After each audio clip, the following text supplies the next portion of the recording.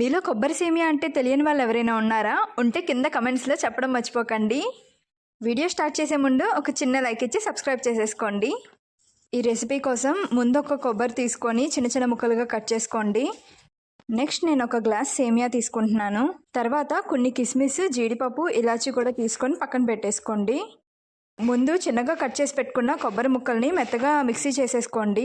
ఈలోపు stove on చేసుకొని కడాయి పెట్టుకొని 4 to 5 స్పూన్స్ నెయ్యిని యాడ్ చేసుకొని ఒక 2 minutes హీట్ అయిన తర్వాత దాంట్లోనే ముందుగా చిన్న చిన్నగా కట్ చేసి పెట్టుకున్న జీడిపప్పు, కిస్మిస్ని వేసుకొని ఒక 2 నిమిషాలు వేగనివ్వండి. తర్వాత అదే నెయ్యిలో సేమియాలను కూడా యాడ్ చేసుకొని బ్రౌన్ కలర్ వచ్చేదాకా వేగనిచ్చి తీసి పక్కన పెట్టేసుకోండి. తర్వాత ఇంకొక 2 స్పూన్స్ నెయ్యి యాడ్ చేసుకొని ముందుగా మిక్సీ పట్టించుకున్నాం కదా కొబ్బరి తురుముని యాడ్ చేసుకొని బాగా వేగనివ్వండి. 5 నిమిషాలు గోల్డెన్ బ్రౌన్ కలర్ వచ్చేదాకా వేగనిచ్చి తీసి పక్కన పెట్టేసుకోండి. నెక్స్ట్ దానిలోనే 2 గ్లాసుల పాలు, 2 గ్లాసుల నీళ్లు వేసుకొని ఒక 5 నిమిషాలు బాగా మరగనివ్వండి. పాలు మరిగాక ముందుగా వేగించి పెట్టుకున్నాం కదా సేమియాలు ఇంకా కొబ్బరి తురుము, దాన్ని కూడా యాడ్ చేసుకొని ఒక 5 నిమిషాలు బాగా మరగనివ్వండి.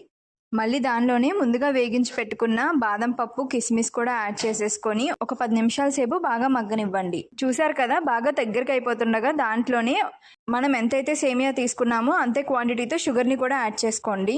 నేను షుగర్లోని యాలక్కాయల పొడిని కూడా యాడ్ చేసి వేసేస్తున్నాను. 2 నిమిషాలు అలా మగ్గనిచ్చి స్టవ్ ఆఫ్ చేసేసుకోండి. అంతే, మన టేస్టీ కొబ్బరి సేమియా రెడీ అయిపోయినట్టే.